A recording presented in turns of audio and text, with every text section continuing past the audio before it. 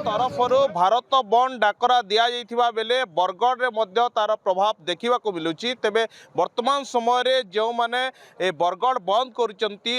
बरगढ़ बंद रे जो दुकान बजार बंद रही सीधा सलक से विक्षोभकारी मान सहित जो आंदोलनकारी मान रही आम आलोचना करवा कौन कहे वर्तमान समय जो कौन सब बंद रही जो बंद रो मुख्य उद्देश्य कौन रही बंद रो मुख्य उद्देश्य है जे देश रे जो श्रम कोड बिल आनी सरकार एवं ताहा श्रमिक विरोधी कर्मचारी विरोधी आउ टोटल श्रमिक मानकर जहाँ कष्टबद्ध परिश्रम करेंगे ताहा कंपनी मानकर हाथ को चली जाव लाभांश एवं श्रमिक मानकर उपरे अत्याचार चलो जनजीवन उपर भी प्रभाव पड़ो। अच्छा केते घंटिया बंद पालन हो 12 घंटिया बंद पाला सकाल 6 रु संध्या 6 पर्यंत 12 घंटिया बंद डाकरा दि जाए जनसाधारण समस्ते सामिल अच्छा विभिन्न ट्रेड यूनियन अच्छी आउे चाषी मैंने अच्छा वर्तमान समय आम आउ कि प्रतिक्रिया नहीं पारिबा कौन कहे सर कौन क्यों संगठन वर्तमान यही संगठन माने आपन को समर्थन देउछंती एवं कौन सब बंद रोचे एवं एक बंद रो मुख्य उद्देश्य जो रोचे ता कहतु आज सर्वभारतीय स्तर में आमर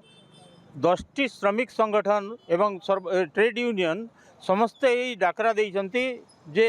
आमर कॉर्पोरेट घराना हिसाब रे जो आमर आउटसोर्सिंग प्रथा एठी आसी स्थायी काम को स्थायी नियुक्ति न देई सबुठारे वैकेंसी रही मध्य एमाने स्थायी नियुक्ति दौनाहांती एवं सेठारे आउटसोर्सिंग जरिया रे आमर कार्य आदाय करुछंती जोटा 8 घंटा आमर कार्य समय थिला तांको आज 10 घंटा 12 घंटा आम श्रमिक मान को खटिबा को पड़ुछि जोटा कॉर्पोरेट घराना हिसाब रे जो माने आसी जो आउटसोर्सिंग माध्यम रे आम श्रमिक कर्मचारी मानकर शोषण करुछंती तार विरुद्ध रे